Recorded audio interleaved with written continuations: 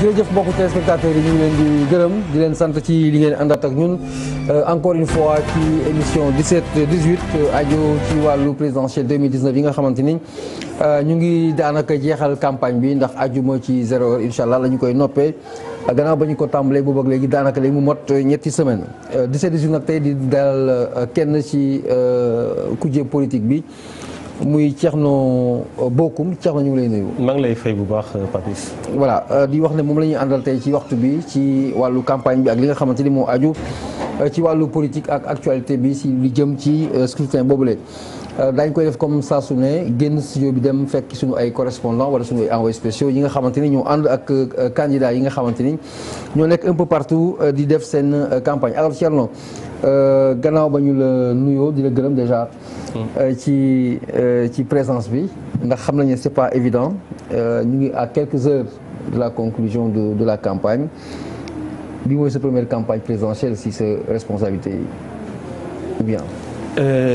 waaw xam nga comme ñu ko sénégalais yu bëri xamee j'étais donc dans le parti Rewmi donc j'ai pu effectivement def campagne en 2007 ak président Idrissa Seck ak 2012 bi nga xamante ne peut-être mënuñu ko tuddee campagne parce que soo leen xooloon combat la woon contre troisième mandat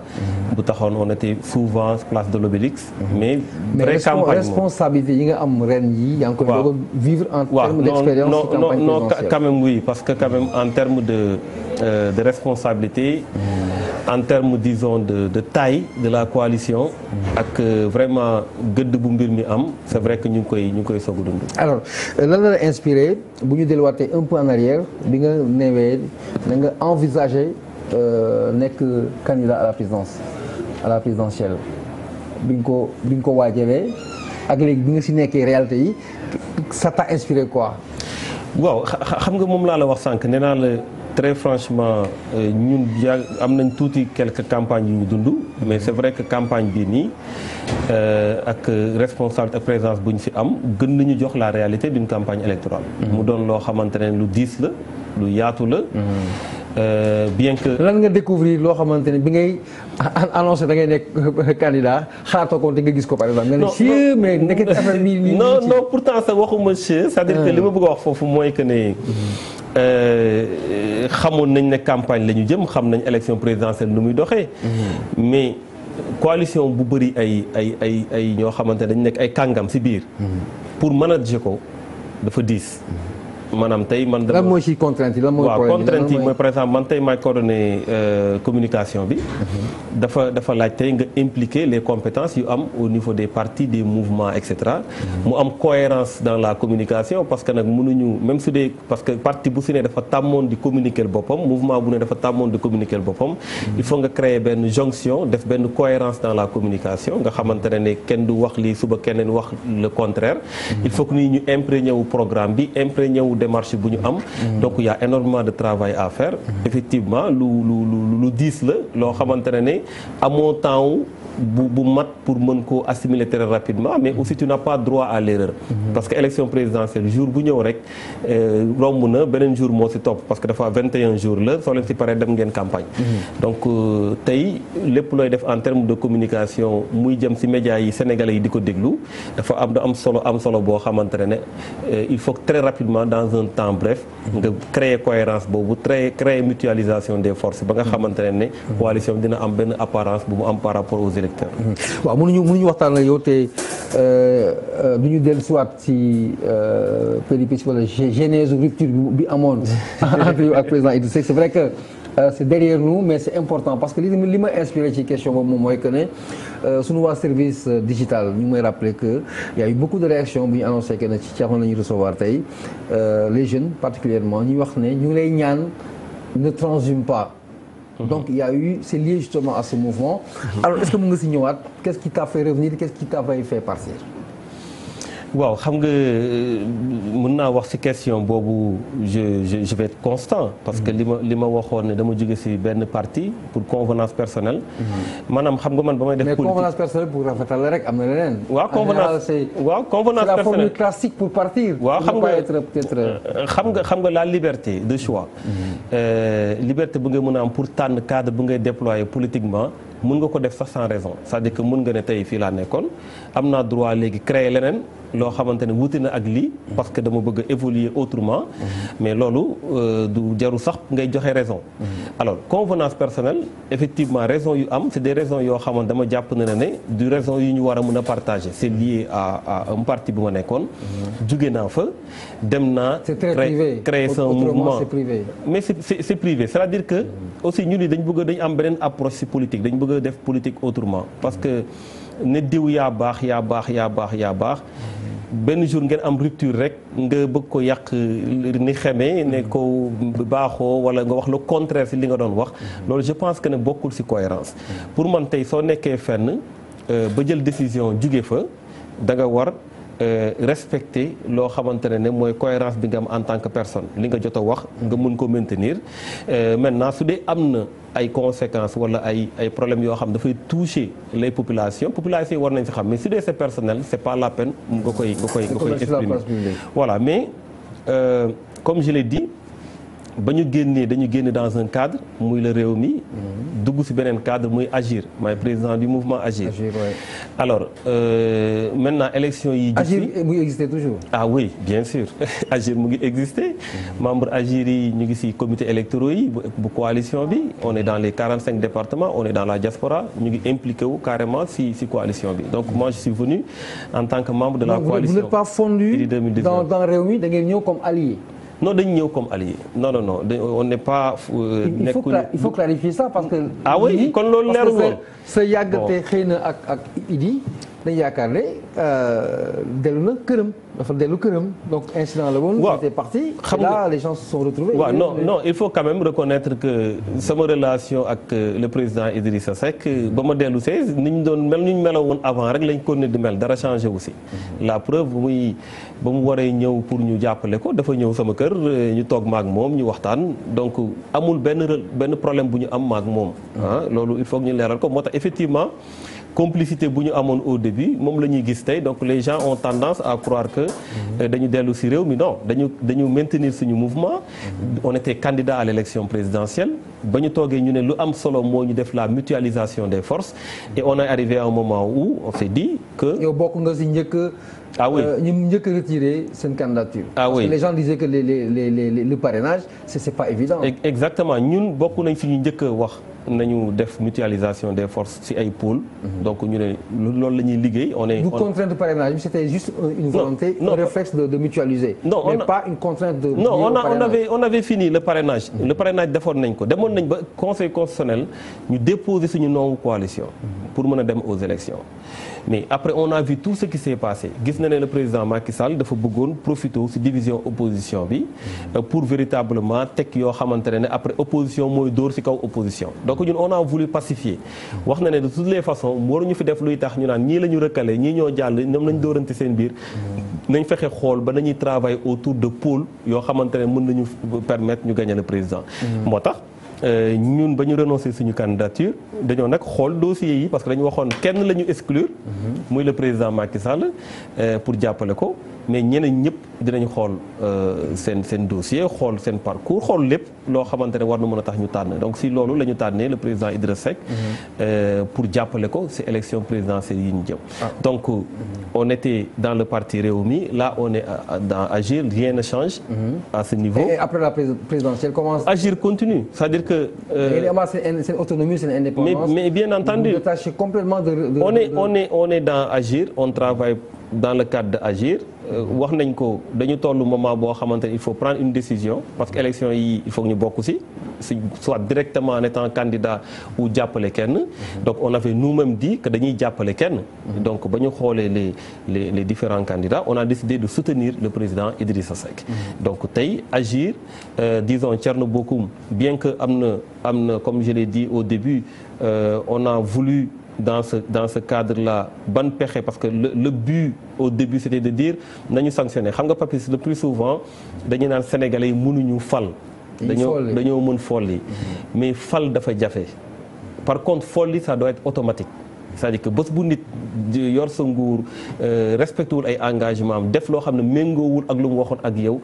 ton premier réflexe avant même sax ngay xool koy teg ci place am mooy moom nga dindi ko. Ah oui parce que c'est comme football ni su defee faute grave carton rouge bi day génn. Après maintenant nu ñuy réaménager kii beeg yooyu loolu beneen affaire la mais la faute est sanctionnée donc ñu dañ jàpp na ne il faut sanctionner maintenant comme le principal c'est ça. kan la ñu war a soutenir dañ jàppoon ne opposition bi ñoom ñëpp da ku si ne war nga mën a am doole pour mën a wàññi si doole président Macky Sall pour mu mën a dem deuxième tour. Et tey sax gëm nañ ne mën nañ ko gagner au premier tour. loolu moom lu ma gëm la mais encore une fois comme loolu amoon na on avait dit que képp koo xamante ne mën na jàppale kenn. On y va mais ñun on a décidé de soutenir le président Idriss Seck. Alors yaa ngi wax léegi tout à l'heure bi ngay wax ci affaire seen li motivé. ngeen retiré wu pour jàppale benn candidat mutualisation des forces comme ni nga ko tuddee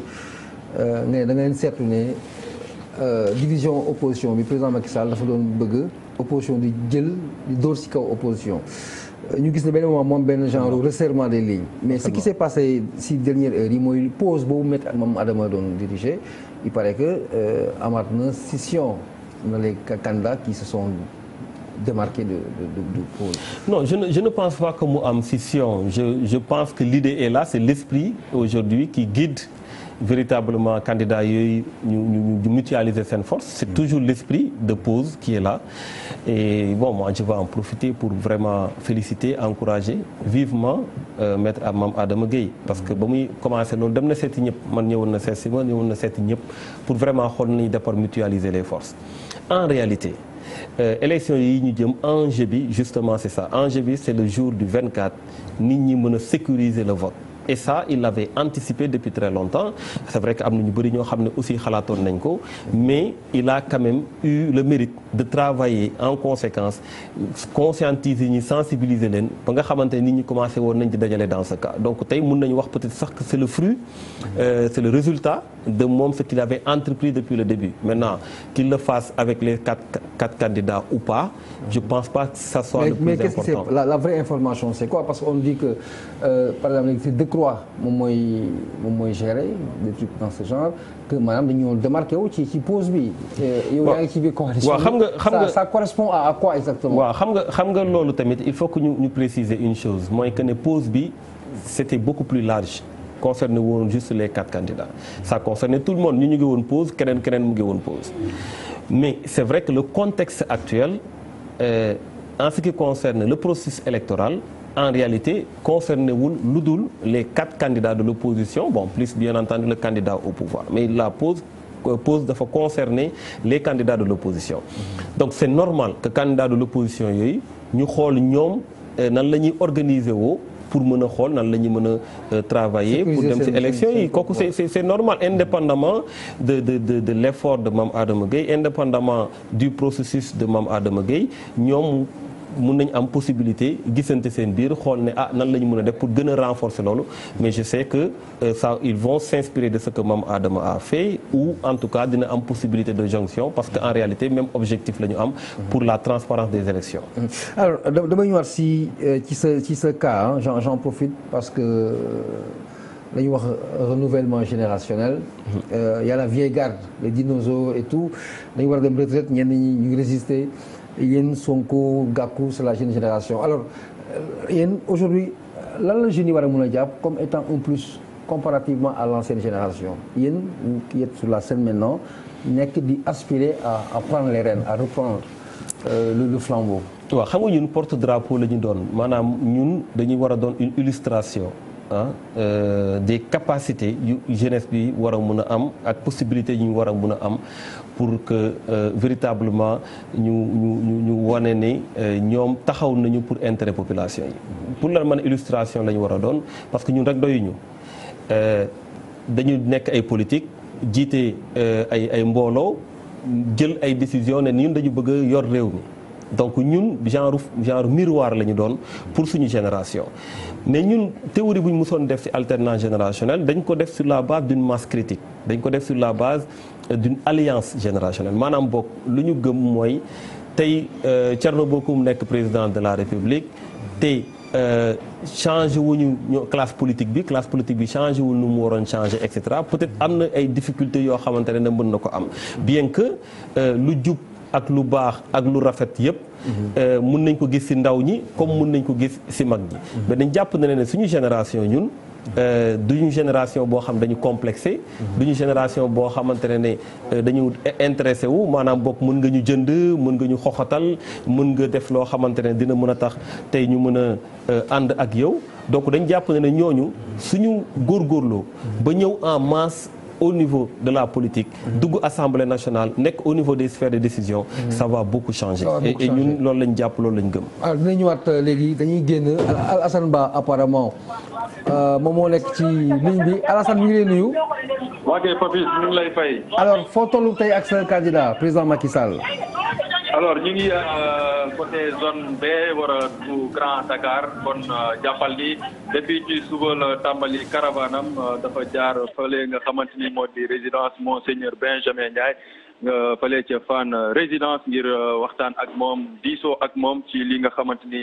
ci la ñu nekk jamono ji war a dem nag ci cappaandaw jëm mooy jongante yi mooy jour scrutin bi le 24 février jàppal ne nag foofu moom Macky Sall rafetlu na li nga xamante ni moo dox diggante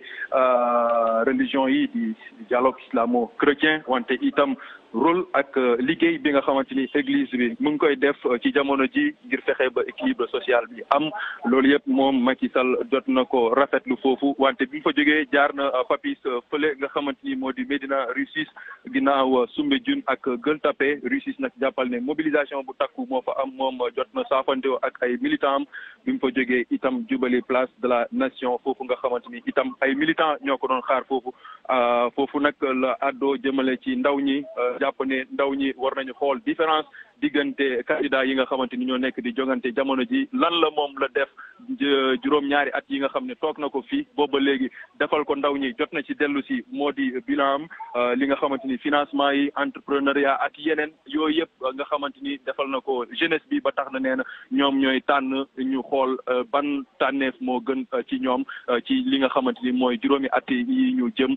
kon Papis jàppal ne ñu ngi ni caravane baa ngi wéy tey nag amul meeting caravane kese la danañu dem buñ fi jógee jaar Bourguiba bi dem ci ay Mariste ay Yaraax ak yi ni mel yooyu yëpp moom Macky Sall bëgg na fekk mobilisation yi fa nekk ngir saafante ak ñoom Papis Diaw. voilà Alassane ñu ngi lay gërëm di la jox ndaje si kanam incha allah si yéen jotaay ci wàllu campagne présidentielle bi alors Thierno Bocoum suñu invité ma bàyyi la nga réagir si propos yi nga xamante ni moo tukkee suñu envoyé spécial bi topp président Macky Sall mooy seen challenge mooy seen challenge wala boog seen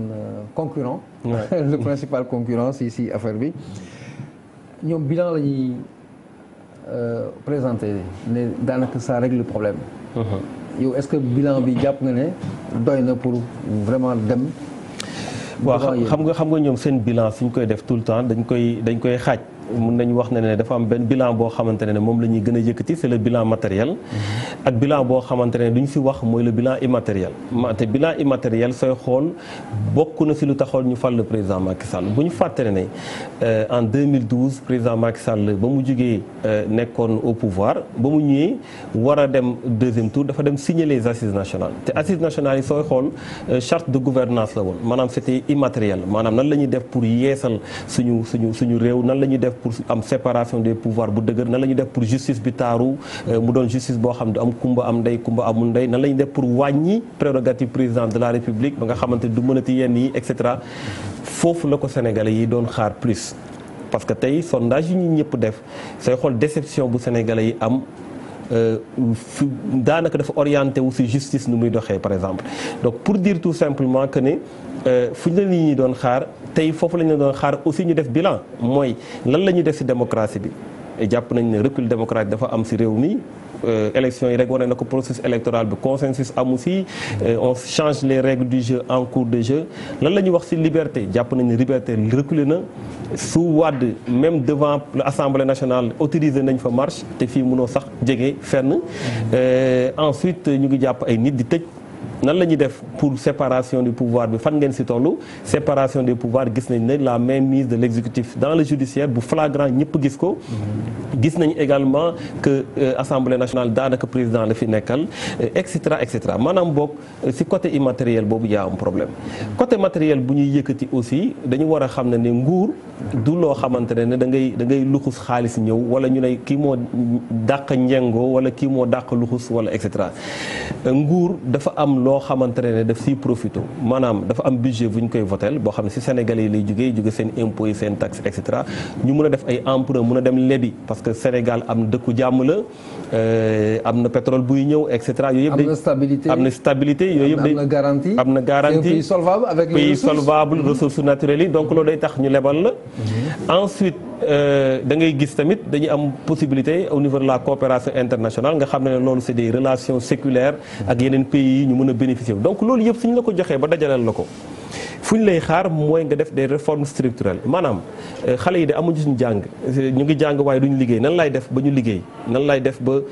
plus de 360 000 demandeurs d'emploi yuy daanu ci marché bi toutes les années nan lay def ba absorber cette demande là suñu entreprise yi de ñu ngi ci ay difficultés te entreprise yi ñoom ñooy pourvoyeur d'emploi nan lay def ba entreprise yi ñu mën leen a gën a dooleel surtout PME PMI yi nga xam ne c'est plus de 98,7% ci entreprise yu am Sénégal nan laay def pour suñu éducation bi nga xamante ne ay chômeurs rek la ñuy sànni ci marché bi nga xamante ne amul at bu ñuy def te amuñu ay problème yu tax jàng bi du dox. loolu mooy revers stratégie bi. voilà mais tu penses que concrètement ñoom ci axe bi ñu jàpp ni c'est pas bon pour bilan bi di ko présenter di wax ne jarul sax ñuy wax programme parce que c'est déjà suffisant pour ñu am confiance peuple bi. non loolu laa lay wax moo tax ma ne la bilan bi xam nga tey soo jëlee éducation. c'est pas l'opposant qui parle. non doyul loolu laa lay wax moo tax ma ne la yow si nga joxoon xaalis pour nga tabax tali tabax ay infrastructure day yomb parce que am nga xaalis bi moo laa la expliquer dama ne xaalis dafa am fu muy jugee dafa am fu ñu koy jëlee donc loolu su ñëwee ñu voté ko muy budget dañuy xool yow fu ñu lay nattee mooy fan nga ko dugal c'est comme tey ji soo joxoon sa soxna ne ko demal duggi marché mais mu dem indi ay légumes ñëw di kii tànn beer parce que dugg na mais dugg yomb na. problème mooy ndax lu muy togg dina neex ndax lu muy togg méngoo na ak hygiène ndax méngoo na et cetera foofu lañ koy nattee mais duñ ko nattee ci ndugg bu mu ndugg donc le fait de dépenser et de créer des infrastructures loolu ñëpp mën nañ ko mais fu ñuy xaar mooy foofu ils ont échoué pour l'emploi tey Sénégalais yi tey la ñu gën a mën a dem daal jaar ci géej gi pour dem ñu ngi dee ci géej gi tey diaspora bi tey lañ gën a sonn ñu ngi woon ci 750 milliards d'envois en 2012 ñu ngi ci 1100 et quelques milliards d'envois en 2017 donc pour dire que ne ndóol bi dafa gën a yokk gis nga ñoom seen bopp seen couverture maladie seen bourse sociale yi dañ ko yokk parce que tellement que gis ngeen ndóol bi nu mu toll donc dañu échouer ci affaire emploi dañu échouer ci changement niveau de vie bi dañu échouer ci changement structurel tey jii sooy xool suñu croissance bi secteur bu koy porter ñun maîtriser wuñ ko secteur tertiaire la service yi la te secteur tertiaire bi ay emploi précaire la ñuy jël duñu jël emploi yu bëri ay étranger ñoo ko ay étranger moo tax ma ne maîtriser wuñ ko ay étranger ñoo ko yor ñooñu suñu jékki-jékki jël seen bagage lem ko dem seen yoon musiba am parce que ñoom ñooy contribuer bu baax ci économie bi voilà dañuy génnaat Cheikh na temps ñu ñëwaat si yow ak Dissa Préra Dissa voilà donc yow yaa nekk ak Madické Niang candidat Madické Niang alors fan nga toll tey Dissa et j'espère que digéré nga secousse bu Ndella bi là par rapport à l'argent donné aux journalistes je pense que tu as digéré. Non, puisque tu l'as dépassé maintenant. Non, l'expression a été faite, on part sur ça, on va sur autre chose. Parce qu'il y a plus important que nos petites personnes. Formidable. Il y a le pays, Formidable. Donc pour dire qu'aujourd'hui ñu ngi actuellement ak wàllu askan wi mooy plateforme bi nga xam ne dafay regrouper société civile te ñu nekk fii ci Douta Seck di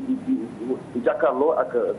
candidats yi Maître Madické Niang là moom la ñu auditionné parce que public moom moo nekk di répondre question yi nga xam ne moom la askan wi amoon pour moom bés bi nga xam ne nekk na président de la République waaye laata loolu il faut dire que caravane bi tey xaw na naaj génn disons ay midi 13 heures la génn avant mu yegg ci nag jaar na université ak jeune université xam nga université tamit parce que enjeu bu mag la pour candidat yi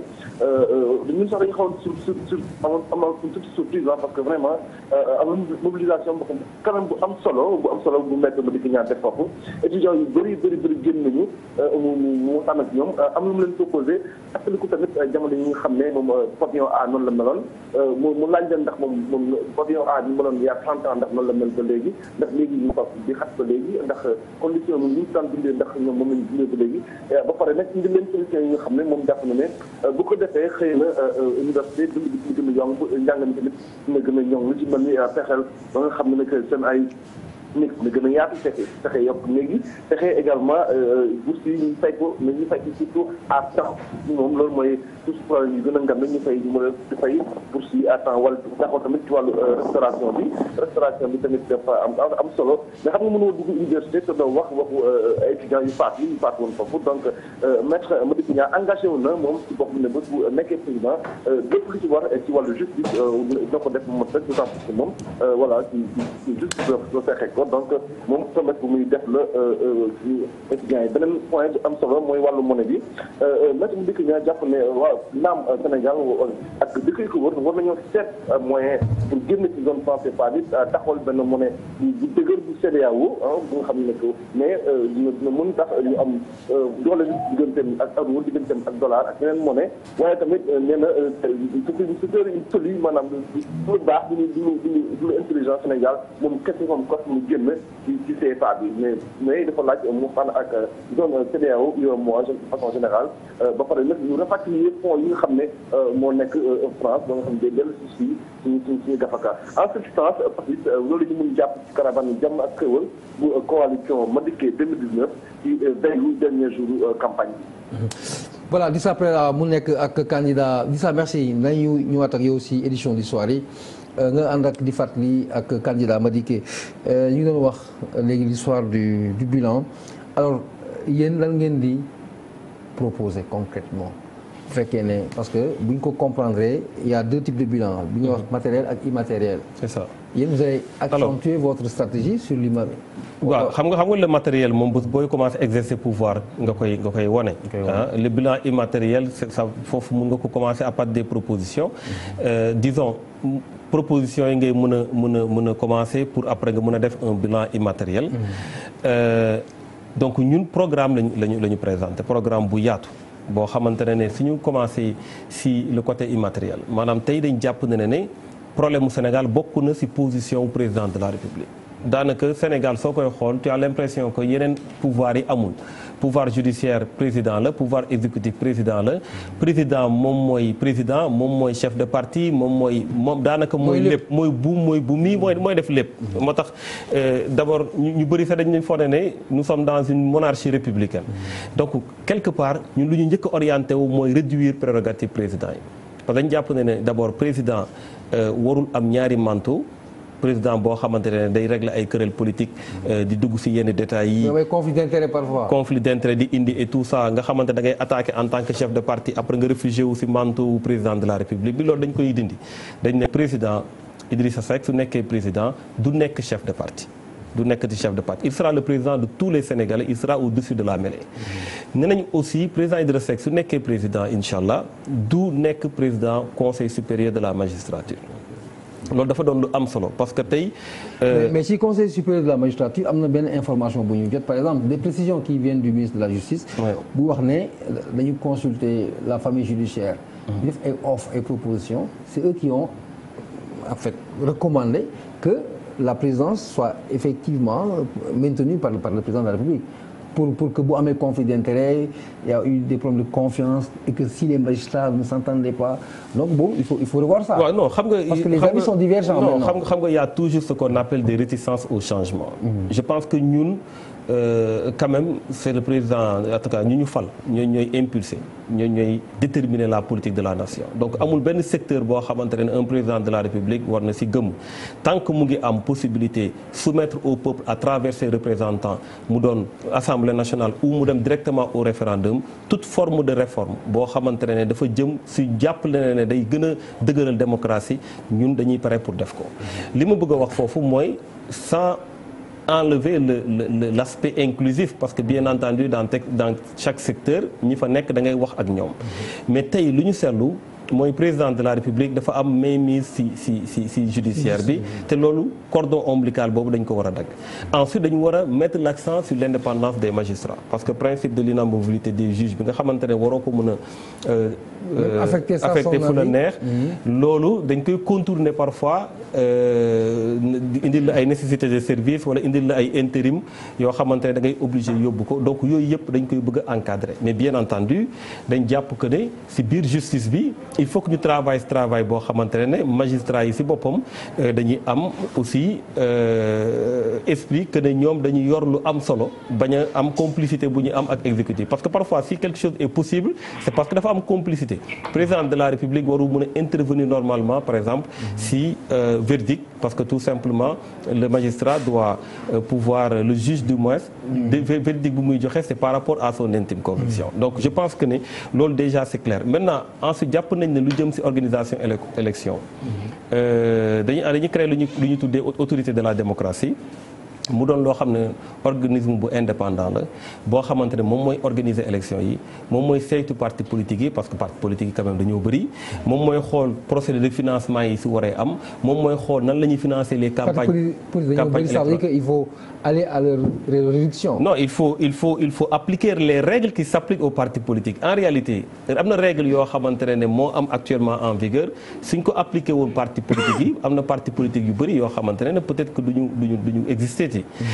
Ensuite il faut mu am ay critères yoo xam ne dañ koy teg pour que au moins ñu rationaliser non il y a beaucoup de on se conforme pas à la loi. waaw bu ñu la déglee bu baax. voilà laxisme laa koy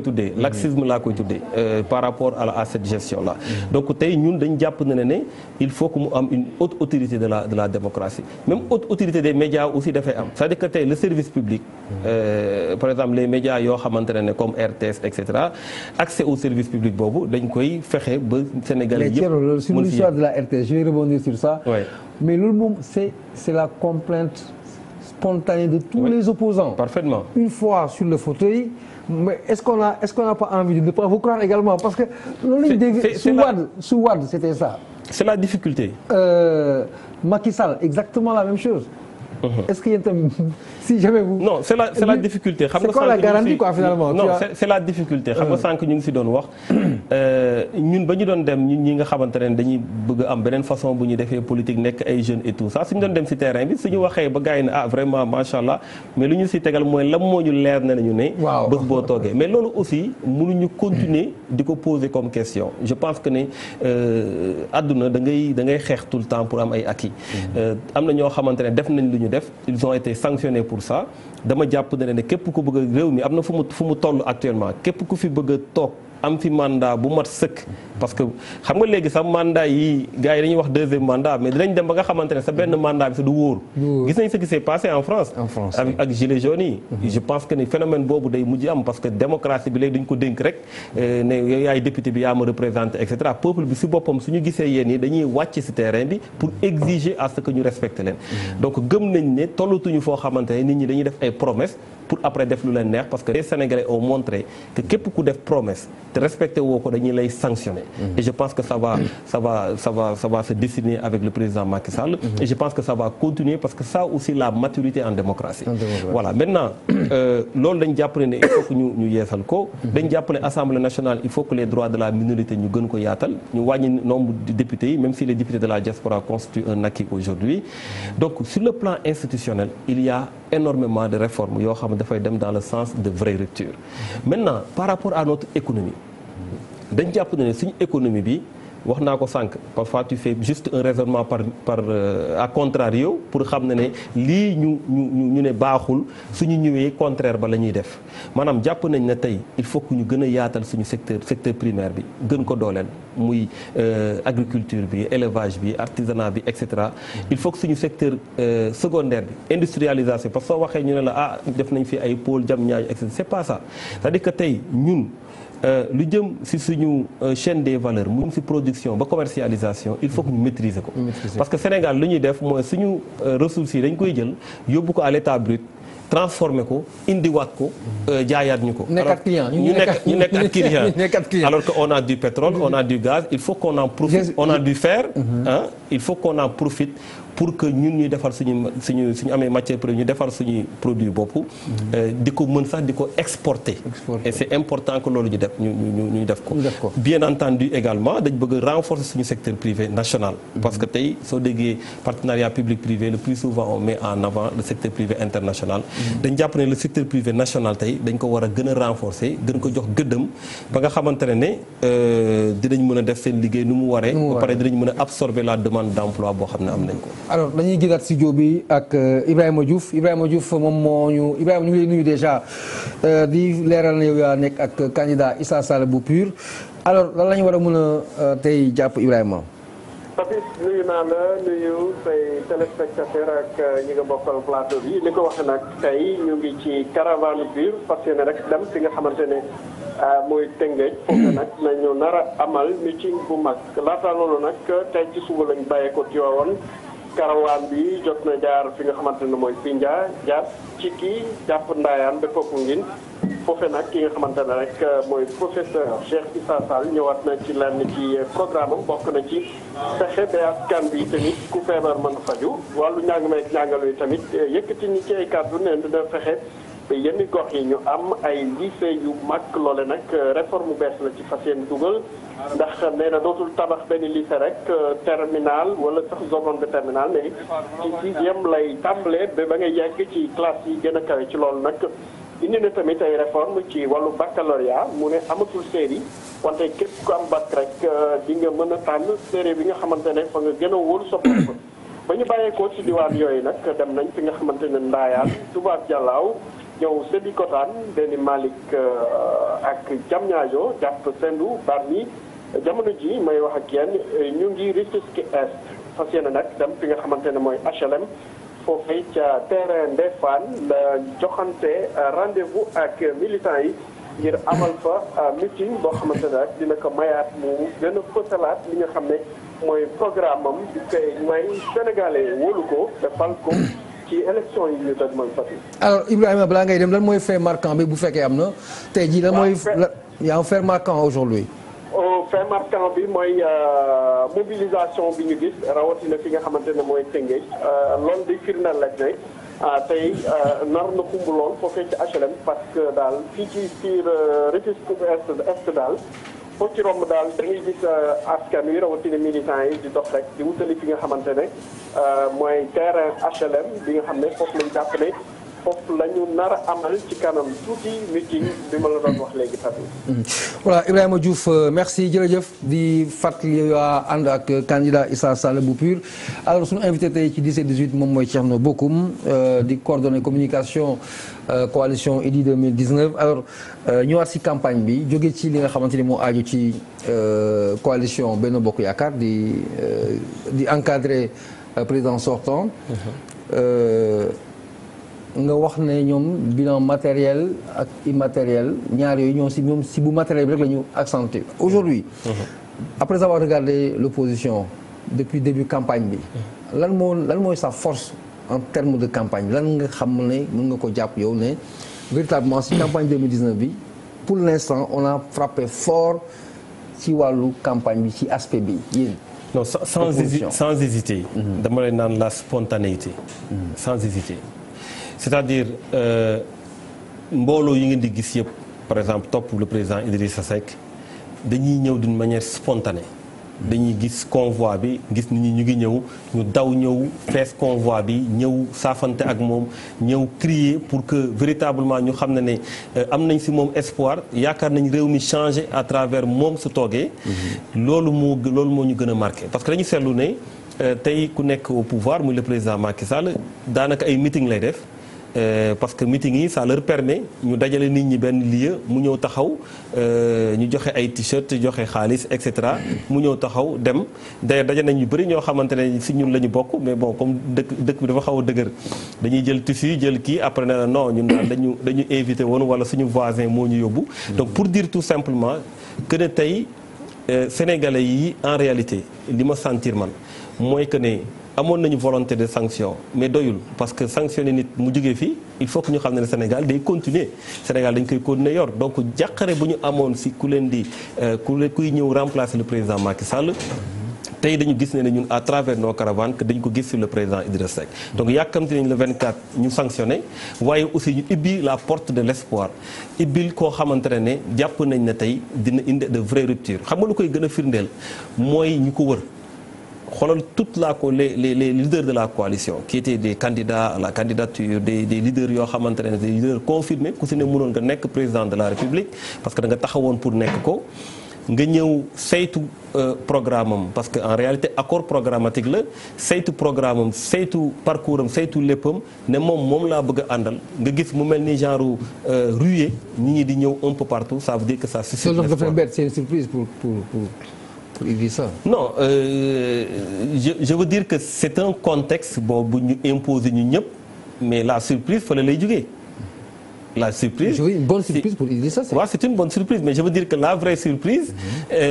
si kàmbale lay jógee parce que bañ defee parrainage dañu foogoon ne du xam suñoo xalaat ne dañ créer condition yi tax ñu mën a am une grande coalition.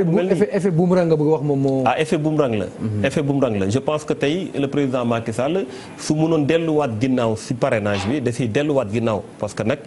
en réalité tey parrainage bi lu mu si def moom moo contribuer à ce que ñu dajaloo nii ba am coalition bu toll. Voilà on me fait signe que am nañ benn envoyé spécial bu nekk ci ligne bi alors je pense que c'est Ibou Kane voilà c'est Idriss Pape Fara alors Pape Fara la ak Idrissa Seck justement ton candidat Thierno. moom la ñuy ànd ak Pape Fara ñu lay nuyu. maa ngi lay fay Pape. alors tey foo toll ak sa candidat Idrissa Seck. ñu ngi nii tollu Mboro. Mboro nag xam nga dama dem wax naan vraiment marée humaine mais mën naa fay océan. wax dëgg yàlla. océan pâte orange bi mu ngi gën a bëri mu ngi gën a sakkan. adhésion totale la ñu gis boobu ba léegi mënuñoo génn Mboro yàgg nañ fee dugg. ci dem ko Tivaouane bañ ko duggee tamit caravane ba def na fa ay waxtu yu bëree bëri yi ngir mu wër dëkk ba génn. Idrissa Seck dafa mujj écourté sax pour mën a génn. dëkk yi ñu romb dañuy forcé pour ñu dugg ci biir dëkk yi ndax mobilisation yu métti. moom moo fay am moo tax Idrissa Seck ñëw na ci wàll woo nga xam ne ci la nekk jàpp na ne bu baax a baax bis le 24 février daal mbir mi dina sotti ndax askan wi ñoom léegi leen lañ ko wax premier tour ñoom amatul leen surtout la jeunesse ak ñi nga xam ne ñoo ci nekk ay kilomètres lañ koy topp di ko daw ba léegi mu ngi ni moom Hadjibou Soumaré ak Bougane Gueye Dany xaw ma nag ban heure la ñuy yegg si Dakar ndax étape yu bëri na ak lépp ak ki nga xam ne moo nekk Déthié Fall ñoom ñëpp ñu ngi ci biir mais étape yi daal xam naa ne boo moytul 3 heures du matin du tax ñu yegg ci Dakar fu mu dem dinañ ko téye jamono ji ñu ngi nii di yokk cortège bi mais teewul nit ñaa ngi daw di ko topp.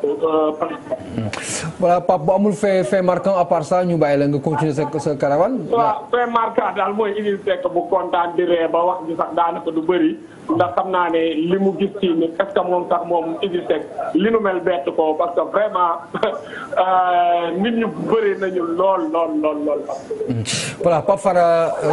remerciement lañu lay defal di la jox dig daje ci kanam yaa ngi ko doon wax sànq si à l'entame de l'émission yaa ngi wax ne gëm nga ne mën ngeen sax jàll premier tour. mais léegi premier tour tous les camps parlent du premier tour finalement est-ce que loolu mooy danger bi. à côté on parle de sécurisation des votes on parle d'avoir préétabli même un pourcentage en termes de victoire et chacun parle de premier tour. loolu mooy dans. waaw je pense que Pape Fara bu def léegi commentaire kii bi bu wax ak ñun léegi. li ma wax ba daaneel rek loolu la wax mooy spontanéité bi. mooy adhésion bi xam nga ñun yàgg nañu def campagne soo duggee ci dëkk di xool nit ñi xam nga ndax ànd nañu ak yow wala ànduñu ak yow mais su dee dafa doon genre presque unanimité xam nga unanimité mënul am mais su dee presque da ngay sentir ne amul kenn ku réticent ñëpp ñu ngi bàbbeeku ñu ngi ñëw ñu ngi wax vraiment gaaw leen ngeen ñëw ngeen toog sonn nañ ci li fi am je pense que loolu mënoo ci conclure lu dul premier tour mënoo fa nekk di wax ay deuxième tour wala quoi que ce soit d'autant plus que ñi fi nekk seen niveau de minorité ñëpp xam nañ ko ñoom seen bopp xam nañ ko moo tax tey ñu teg ay parrainage teg ay galgal teg lu bëri mais mosuñu woon xalaat na ne dinañ créer conditions yuy tax coalition bu toll nii am autour de Idrissa Seck.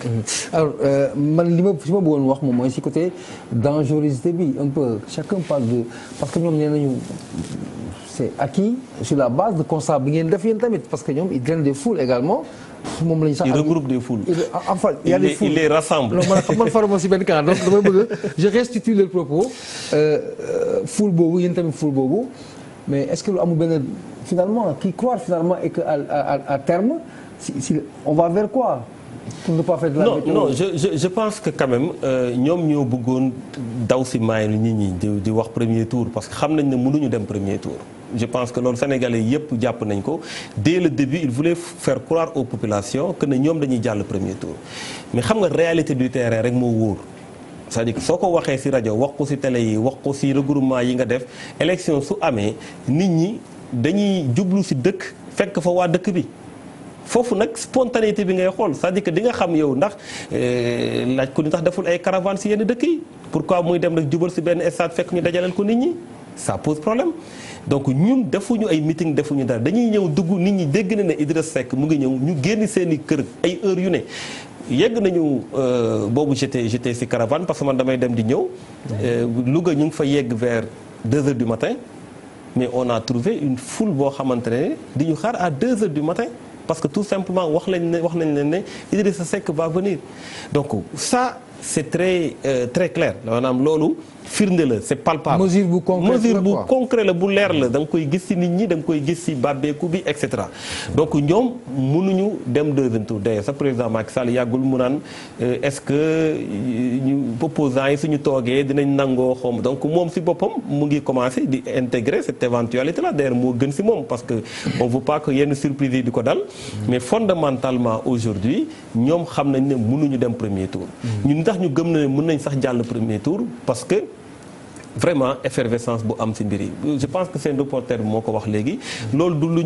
ñuy luxus wala lu ñuy inventé lu ñuy gis sur le terrain la et je pense que ñooñu ñooy dem di voter ji te ñooñu su dee exprimer nañ seen joie à travers le vote mais bien entendu le président Macky Sall du dem deuxième tour te je pense que ne foofu lay yemale ci mandaam. Alors on va parler de par l'image du 6e candidat président Abdoulaye Wade. Oui. Alors, yow ça te fait sourire déjà pourquoi le sourire. mais pourquoi je sourirais pas. non mais pourquoi le sourire. je ris tout le temps. non da nga ne 6e candidat j'ai un peu ri parce que effectivement tey de plus en plus la venue de Wade dafa indi beneen pôle bu bees. dafa am pôlu candidat yi. ak pôle boo xam ne moom la en tant que non candidat mais quand même qui compte. loolu nag je pense que lu ko. qui a son calendrier apparemment. qui suspend qui démarre. non pas apparemment il a décliné il en a parlé il a le courage de ses idées il a le courage de ses projets. c'est quelqu'un qui est beaucoup apprécié ci réew mi parce que démocrate la yàgg na fi nekkoon au pouvoir pendant 12 ans nekk dans l'opposition pendant 26 ans. icône la ci échiquier politique bi donc bien entendu su ñëwee forcément dina créer lu mu créer actuellement. Alors je vais faire un peu dans la comparaison moom il fait l'unanimité pour sa bravoure son engagement militant son patriotisme et tout son sens de la démocratie président Abdoulaye Wade il faut qu'on le reconnaisse quelque part ñu ngi wax sànq ci reconfiguration générationnelle. Par rapport aux acteurs politiques pour le Sénégal ñu ngi ko kaw Karim Wade qui est à l'origine de tout ça ki ci bokk on le voit pas est-ce que plus tard yéen a ngi koy exclure vous la jeune génération yéen a ngi koy exclure pour son absence et son silence est-ce que ça lui vaudra une sanction. Alors man nag peut-être c'est un défaut. Moi j'ai du mal à parler des autres, des partis des autres, des leaders des autres, etc. Karim Wade c'est le candidat du PDS. Je pense que appréciation en tout cas du point de vue militant buy mënti am. Ça va venir du PDS, des militants du PDS ñoom ñooy xool nan lañ koy juger nan la ñuy apprécier présence am ou absence am. Fondamentalement moi je reste un observateur dans ça parce que bokkuma parti démocratique sénégalais ñu ñoo bokk opposition bi nag. Mais fondamentalement tey je considère que ñoom ñoo ko mën a juger ñoom ñoo mën a apprécier parce que ñoom ñoo bokk parti. Mais en tant qu'acteur jeune acteur politique yow par exemple tu aurais opté pour l'absence ou le silence. Ou la présence, parce qu'il y a trois aspects, l'absence, la présence et le silence. Et là, on voit l'absence et le silence, pas la présence. Non, moi personnellement, j'aurais opté pour la présence. C'est clair. C'est clair que tout se joue au Sénégal. C'est clair que tout se joue par rapport aux élections, etc., etc. Bon, maintenant, contrainte yu mu am moom ba ñëwul. Je ne peux pas les maîtriser, donc mënuma def comparaison bi par rapport ak man. Mais je considère aujourd'hui qu'il y a eu énormément de personnes qui ont eu foi en lui, qui voulaient qu'il vienne, qui voulaient que véritablement mu ñëw marquer ses empreintes, mener le combat sur le terrain. Maintenant, lui, il peut avoir des contraintes yoo xamante ne ñun maîtriser wuñ ko moo tax ma ne la ça va être difficile xam sa gént ba pare wax sa géntu morom. wax sa géntu morom alors soreetuñu temps bi trop mais am na benn laaj boo xamante ni il me semble que dafa fondamental parce que mënoo dem ci lamb. nga xam ne arbitre bi moo lay arbitrel nga nangu ko. mu arbitrel la nga daanu nga ne daf ma sàcc. autrement est-ce que yéen opposition pare ngeen sécuriser ngeen au point d'aller aux élections parce que xam ngeen ne seen crainte yi ngeen dina am mooy pause bi sécurisation et tout est ok il reste que l'attente du choix des Sénégalais. waaw xam nga mbir mi da ñaari volet laa koy mën a waxee benn bi mooy d'abord volet de déception bu mag a mag bu ñu am ci président Macky Sall musuñu xalaat que ne koo xamante dañ ko fal ci conditions yu ñu ko falee 2012 ay nit ñu faat leen ci mu am ay jafe-jafe yoo xamante ne ñu bëri am nañ ko ñu fal ko ci ay mbirum démocratie mbirum liberté nga xamante ne loolu moo nekkoon fondement bi en réalité du woon ay infrastructures yooyu parce que président Wade quand même a construit beaucoup de mën naa wax sax tey yu si bëri yu mu yeggale tey président Wade moo ko commencé woon donc loolu sanctionné wuñ ko woon pour loolu c'était lié à autre chose ku ñëw si contexte boobu c'est vraiment une grosse déception de remarquer que les acquis démocratiques yu gën a ndaw bëggu ko maintenir pour son peuple c'est lui-même qui disait que ne waruñu mettre le ministre Ousmane Ngom pour mu organiser les élections pourquoi parce que dafa far ci président Wade dindi loolu teg fa keneen moom moo doon laaj loolu tey mu am occasion possibilité mun a def autrement parce que c'est un démocrate malheureusement il a montré qu'il n'est pas un démocrate donc tey déception moo njëkk maintenant ba déception amee on s'est battu loo si mënta wax on s'est battu xam nga ñun duñu ñoo dem di rayanteeg policier wala di jël ay fetal suñu réew tollul foofu lu ñu mën mooy ñu def manifestation ñu jàpp ñu dugal ñu ci kaso bi woo population yi na leen taxaw leen parce que processus électoral bi du affaire politique yi rek yéen a faloon kii ne 5 ans mu def ko 7 ans tey yéenay xool ndax da ngeen koy folli wala yéen a ko fi teg yéen donc yéen a war a vigilance ci processus électoral bi ça doit concerner tout le monde woo nañ leen pour ñu xeex am na ñu ñëw am na ñu ñëwul tey jii nii président Wade par exemple on aurait souhaité que période boobu mu ñëw fekk suñu si dooleel ñu parce que doon na doon lu am solo je pense que def nañu lu ñu mën pour que yenn yi ñu bañ ko def maintenant fan lañ toll fu ñu toll mooy parrainage bi jàll na am na ay candidats yoo xamante ne taxaw nañu pour dem élection mais mënuñu lu dul organiser wu autour de ces candidats-là demander encore une fois aux populations de sortir massivement de voter d'encadrer le vote de sécuriser le vote c'est aussi simple que ça parce que ñoom lu ñu prévoir yu ci bëri ñun xam nañ ko mais jàpp nañ ne population lu ñu prévoir comme lan par exemple waaw xam nga tey par exemple il y a un scandale bu am c'est le scandale des duplicata et loolu j'en profite pour wax ko ñëpp dégg ko actuellement au niveau DAF ministère de l'Intérieur ñu ngi def ay duplicata pour tout le monde c'est-à-dire que ils en font énormément ça veut dire que ne duplicata yooyu dañ ko bëgg a utiliser le jour du vote parce que ils ont créé des centres de vote yu bees créé ay bureaux yu bees donc tey suñu deful attention c'est lié à la croissance de l'électorat. Duplicata de croissance, duplicata c'est des doublons. C'est-à-dire que créer ay bureaux yu bees ay centres yu bees. C'est lié à la croissance de l'électorat. Non, je veux dire que c'est une manière de pouvoir faire voter d'autres plusieurs fois. C'est-à-dire que tey su dee am nga carte ba mu am sa lépp normal mais ce bureau de vote ak sa centre de vote bu nekk ci carte bi nekkul ci carte bi ça veut dire que yow si l'encre n'est pas indélébile wala nga am possibilité pour dindi encre bu indélébile bi mën nga voter le matin le soir nga doxantu nànk dem ci feneen voter waat parce que sa carte dafay valable donc loolu maa ngi ci attirer attention ñëpp ñu xam ko d'ailleurs fii may wax ak yow actuellement suñu coalition mu ngi def conférence de presse pour wax ci processus électoral bi donc tey ñoom bëgg mooy jour ba ñu def seeni feem ba génn ci mais encore une fois population yi dañ ko xam suñu génnee massivement voté comme nu ñu amee colère ci président Macky Sall ñu ñëw exprimer ko à travers le vote mënul sax jàll deuxième tour loolu il faut que loolu ñi xam ko moo tax on veut que les gens sortent en masse pour voter utile et faire en sorte que régime bii nga xamante ne daf ñu bëgg a dugal ci situation bi nga xamante ne sénégalais yi dàqoon nañ ko bu yàgg foogoon ne dépassé nañ ko ñu bëgg ñu ci prolonger ci yeneen 5 ans encore sénégalais yi nañu génn ñu sanctionner ce régime là en votant massivement le 24 février 2019. Mais léegi pour ñu terminer par rapport ak cette démarche conditions yi dem élection yëpp elles sont réunies aujourd'hui donc l'opposition demande à ce que les Sénégalais aillent voter parce que toutes les conditions sont réunies. Non, je dis pas que toutes les conditions sont réunies. Je veux être très clair. Je dis que lépp loo xamante ne ce n'était pas réuni ba ñu fi tollee dañ ko xeex dañu xeex lu ñu mën ils ont fait le forcing def nañ forcing ci fichier électoral bi on devait regarder le fichier ausculter ko xool bu baax li ci nekk def nañ forcing ci parrainage bi def nañ forcing ci ministre de l'Intérieur di organiser élection yooyu yëpp def nañ ci forcing donc bien entendu ils ont cherché à mettre en place les conditions yuy mën a tax qui vont rendre effectif lu ñu bëgg a def jour ba loolu laa la bëgg a wax maintenant nag ñun ci jour ba la ñu war a vigilant ci jour ba la ñu war a taxaw parce que loolu yëpp ñu def boobu ba léegi taxaw ak fulla ak fayda protéger le vote parce que xam nga suffrage universel dafa doy waar c'est le peuple voix wu peuple bi kenn waru ko jël di ko féetale fenn foo xam ne waru fa dem population suñu ne doyal nañ ci yow da nga war a dem population suñu ne kii la ñu bëgg da nga war a bàyyi mu toog c'est ça la démocratie Wade ba mu fi toogee population dañoo voté mu dem bàyyi la fi nga toog fii def sa mandat ba mu jeex suñ la bëggatul amatoo légitimité pour gouverner leen donc dañuy laaj population yi ñu taxaw temm comme ni nga ko waxee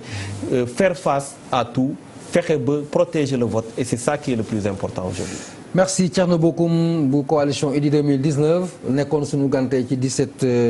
18 àndoon si ak waa régie Chérif ak Vieux di wax nag ne suba Papa Ngagne incha allah Papa Ngagne Ndiaye mooy ñëw awuma pour ñu continuer 17 18 bi di nag jëm ci jour J bi maanaam le 24 février jërë ngeen jëf ci ànd bi ngeen ànd ak ñun yeneen jotaay yeneen xibaar ci Télé Futurs Médias merci.